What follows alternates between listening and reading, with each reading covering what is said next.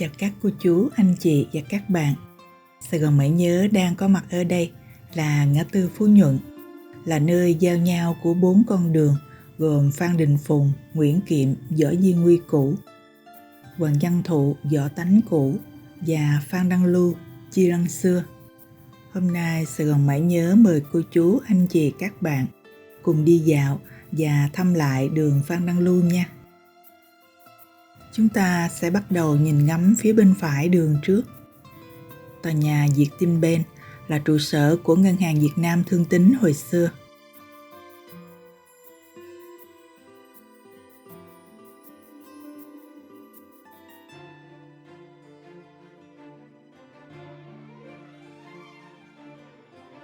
Dãy nhà ngói này vẫn còn nguyên dáng vẻ cũ trên đường Chi Lăng trước năm 75 nè cô chú anh chị.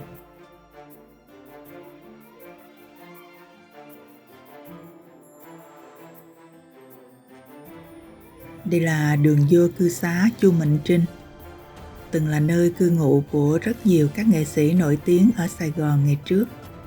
Hiện đã đổi tên thành đường Đoàn Thị Điểm.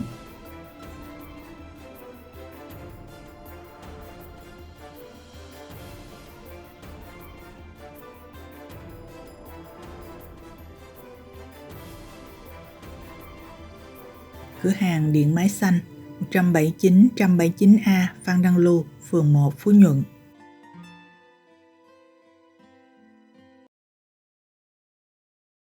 Phòng giao dịch Sacombank 167 Phan Đăng Lưu.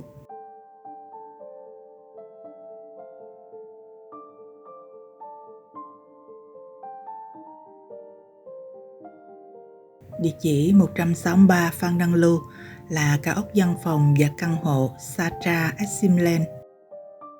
Tập đoàn Central Retail của Thái Lan đặt trụ sở chính ở đây.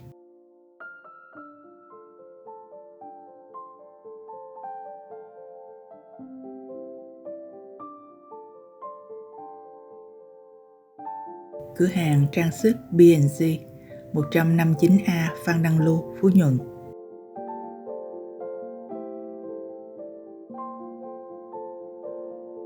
Đây là ngã tư Phan Đăng Lưu, Phan Xích Long, là đường Thái Lập Thành trước năm 75. Có phố ẩm thực Phan Xích Long bán vào ban đêm ở khúc này đó cô chú anh chị.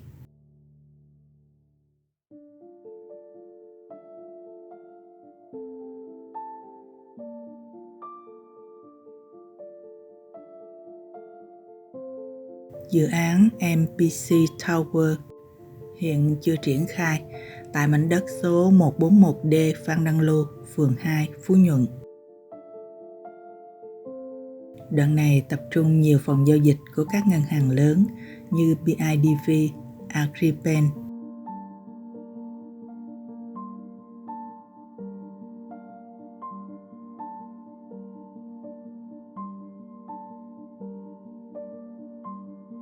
Đây là giao lộ Phan Đăng Lưu, Phùng Văn Cung bên phải và Thích Quảng Đức bên trái.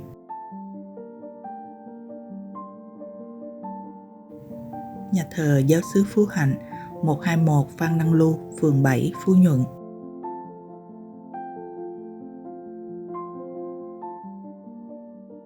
Căn nhà màu hồng chỗ này là trường mầm non Mặt Trời Hồng. Địa chỉ 111 Phan Đăng Lưu.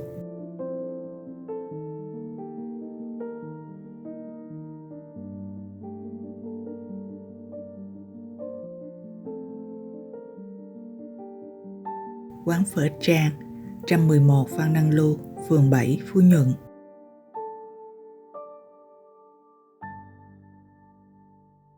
Đây là Hội Thánh Tin Lành, chi hội gia đình, địa chỉ 109 Phan Đăng Lưu.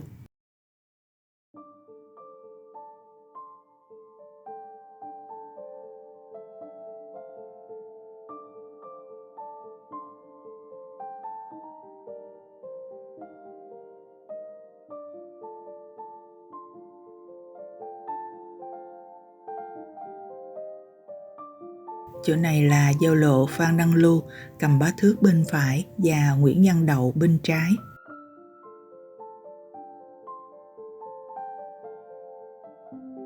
Trường tiểu học Đông Ba tại số 99 Phan Đăng Lưu, phường 7, Phú Nhuận. Đây là một trong những trường rất tốt ở quận Phú Nhuận, đạt chuẩn quốc gia năm 2016.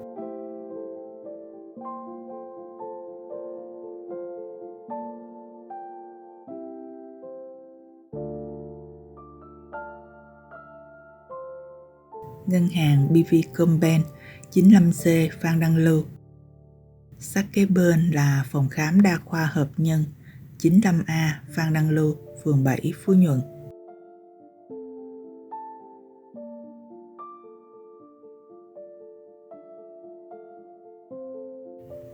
VRB là phòng giao dịch của ngân hàng liên danh Việt Nga. Địa chỉ 81 Phan Đăng Lưu, phường 7, Phú Nhuận.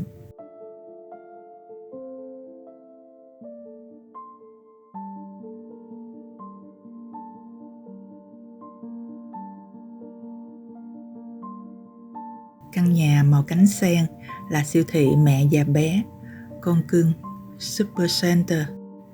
Địa chỉ 55B Phan Đăng Lưu. Con đường kế bên tiệm Gemma là đường Đặng Thái Mai.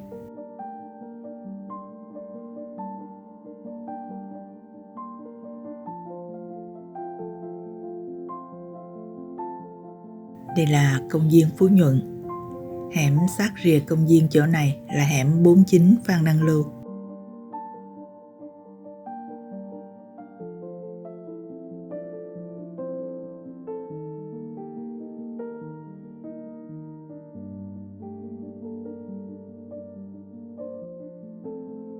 Còn con đường sát rìa bên này của công viên là đường Nguyễn Công Hoan. Qua khỏi công viên, từ đây trở đi là địa giới quận Bình Thạnh đó cô chú anh chị.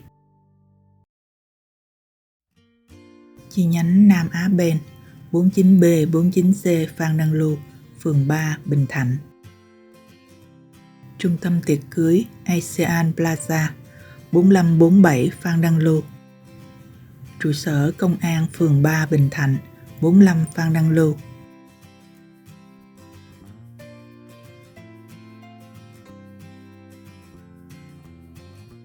Chỗ này là ngã ba Phan Đăng Lưu, Nguyễn Lâm.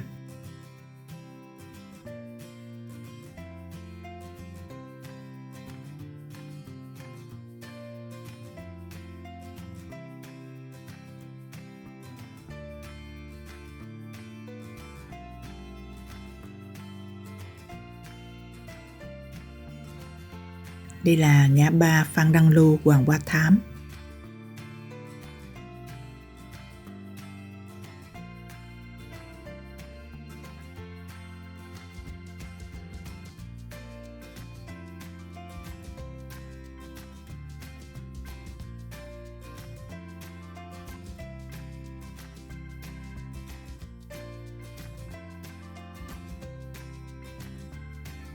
Tòa nhà lâu năm nằm sát ngã ba Phan Đăng Lưu Vạn Kiếp là văn phòng Đảng ủy Bình Thạnh.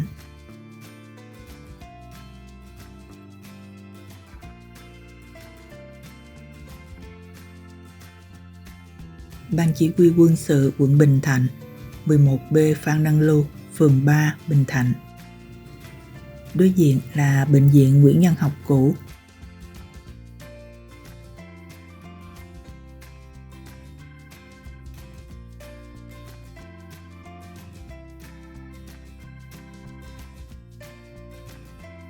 Trường Trung học cơ sở Hà Huy Tập, số 7 Phan Đăng Lưu, phường 3, Bình Thạnh.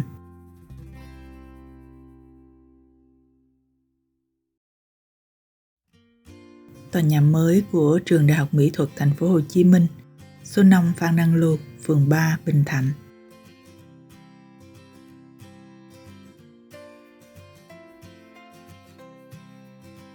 Hiện tại thì sinh viên Đại học Mỹ thuật đang học tại tòa nhà mới này.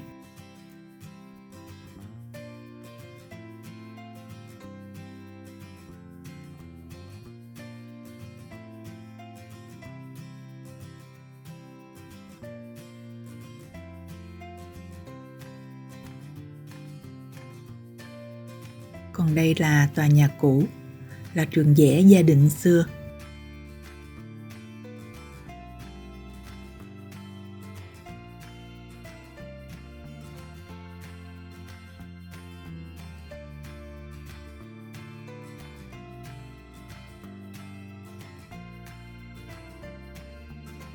Chỗ này là bưu điện trung tâm Gia Định, số 3 Phan Đăng Lưu. Chỗ bảng khu phố văn hóa có treo cờ ngũ sắc là đường vô cư xá Phan Đăng Lưu, cư xá Chi Lăng xưa.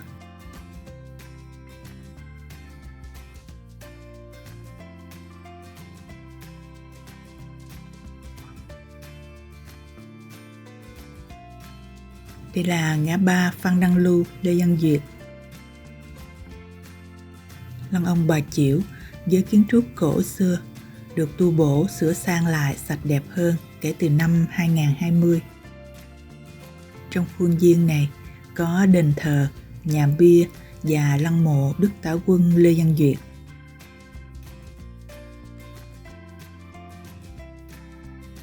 Con đường nằm bên hông lăng ông là đường Trịnh Hoài Đức.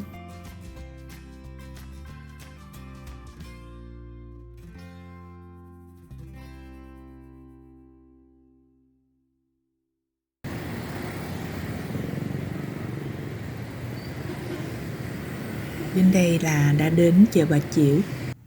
Con đường phía rìa chợ này là đường Diên Hồng và phía rìa bên kia là đường Bùi Hữu Nghĩa.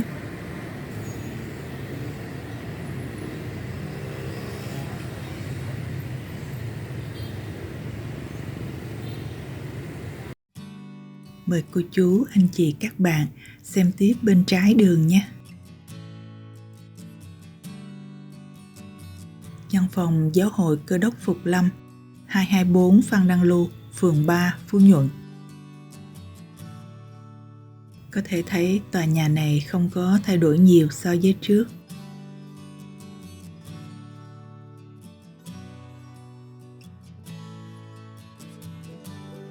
Trung tâm Điện máy Nguyễn Kim, 216 Phan Đăng Lưu, Phú Nhuận.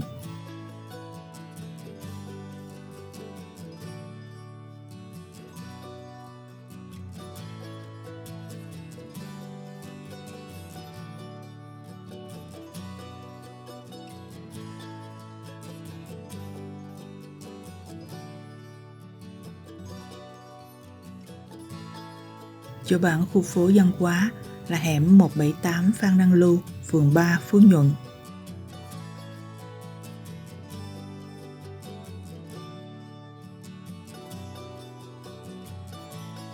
Trụ sở công ty cổ phần vàng bạc đá quý Phú Nhuận B&G, 170E Phan Đăng Lưu. Công an phường 3 quận Phú Nhuận tại 156 Phan Đăng Lưu. Khúc này của đường Phan Đăng Lưu có rất nhiều cửa hàng bán xe gắn máy.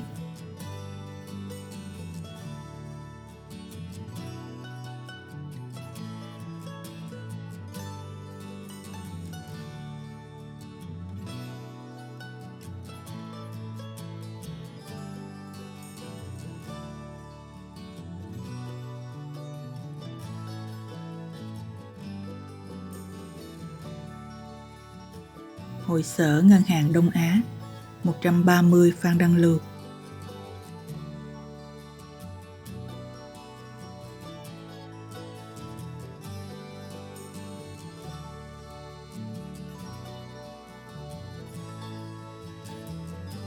Nhà hàng tiệc cưới hội nghị Phú Nhuận, 124 Phan Đăng Lưu, phường 3, Phú Nhuận.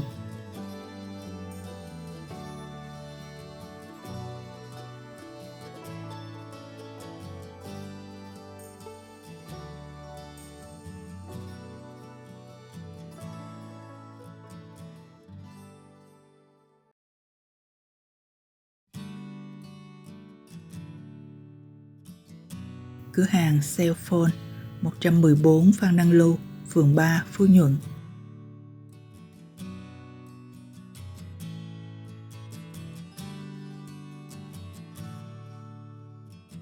Chỗ này là giao lộ Phan Đăng Lưu, phường Văn Cung bên phải và Thích Quảng Đức bên trái.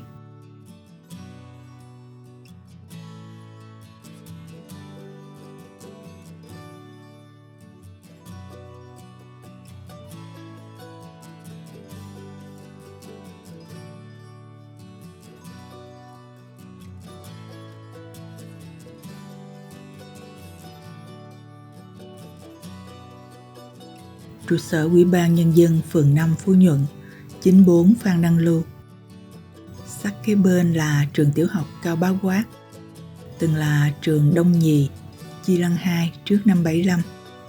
Địa chỉ 92 Phan Đăng Lưu, phường 5 Phú Nhuận.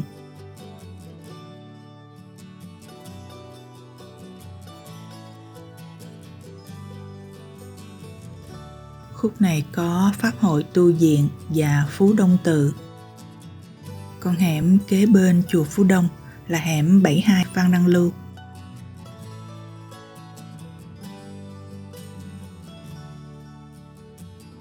Tòa nhà văn phòng này là số 68 Phan Đăng Lưu, phường 5 Phú Nhuận.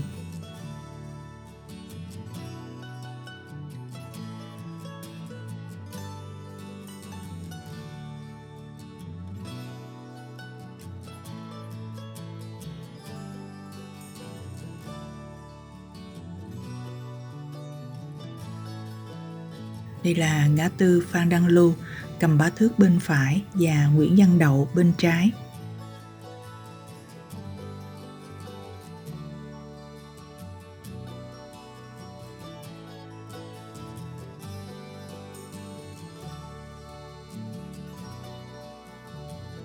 Đại lý xe máy Yamaha, 3638 Phan Đăng Lưu, phường 5 Phú Nhuận.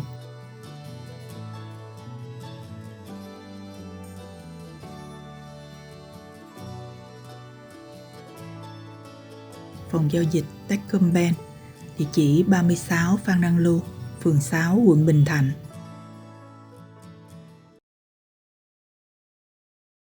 Căn nhà kế bên nha khoa Đăng Lưu ở đây có vẻ ngoài đẹp quá cô chú anh chị.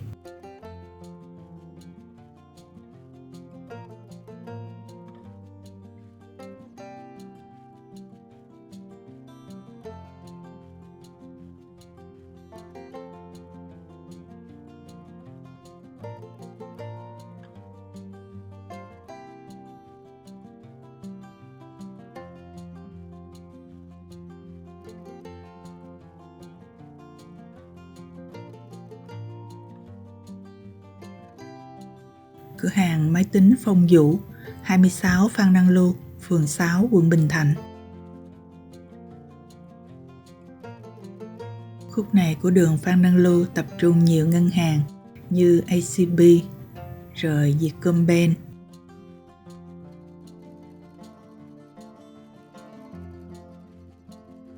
Tiếp theo ở đây là ngân hàng Quốc dân NCB, rồi Vietinbank.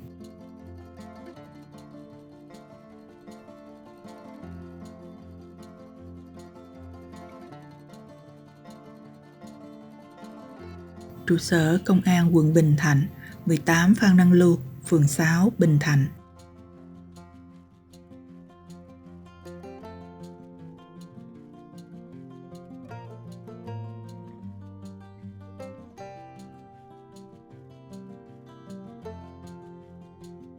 Cụm nhà màu xanh biển này của ty công chánh Gia Định xưa, giờ là công ty cổ phần công trình giao thông Công Chánh. 14-16 Phan Đăng Lưu.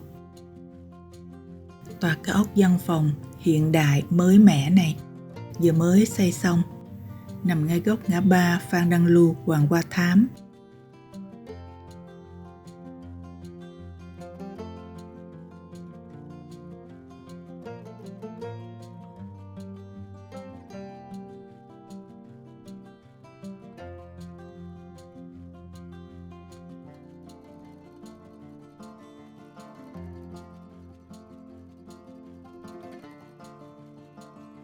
Văn phòng đăng ký đất đai thành phố Hồ Chí Minh trực thuộc Sở Tài nguyên Môi trường, tại số 12 Phan Đăng Lưu, phường 7, quận Bình Thạnh.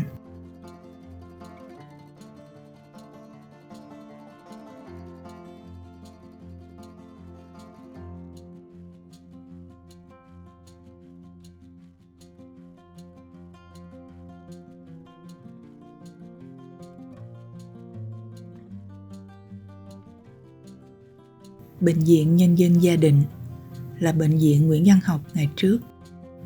Địa chỉ 10A Phan Đăng Lưu, phường 7, quận Bình Thạnh.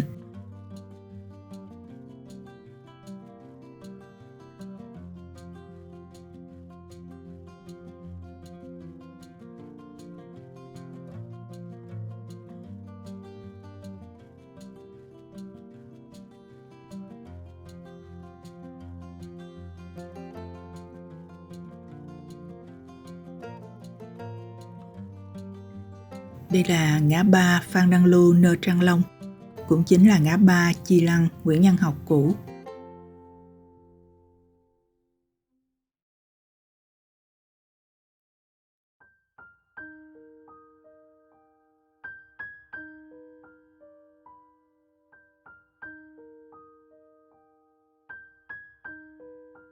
Trung tâm Thể dục Thể thao quận Bình Thạnh, tại số 8 Phan Đăng Lưu, phường 14, Bình Thạnh.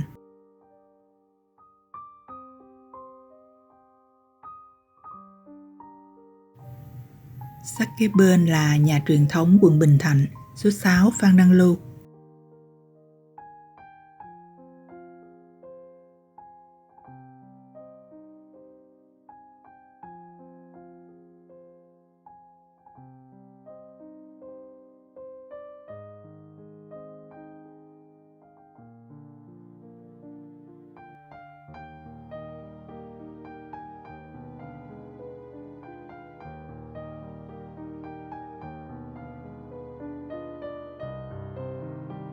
Chỗ này là cụm nhà văn phòng Hội đồng Nhân dân và Ủy ban Nhân dân quận Bình Thạnh.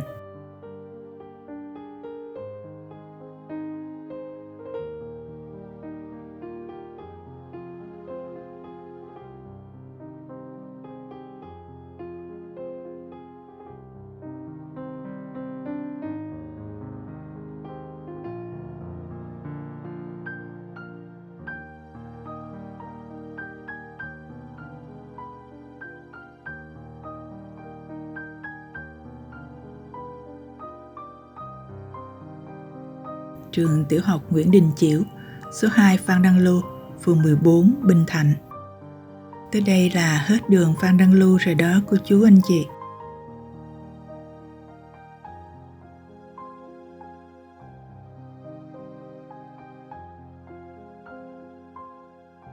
Thẳng theo đường Bạch Đằng này là ra tới đường Xô Viết Nghệ Tĩnh, Hùng Dương xưa, gần chỗ ngã tư Hàng Xanh nha.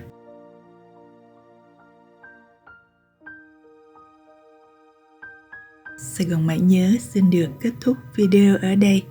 Cảm ơn các cô chú, anh chị và các bạn đã dành thời gian xem qua video này. Mến chào, tạm biệt.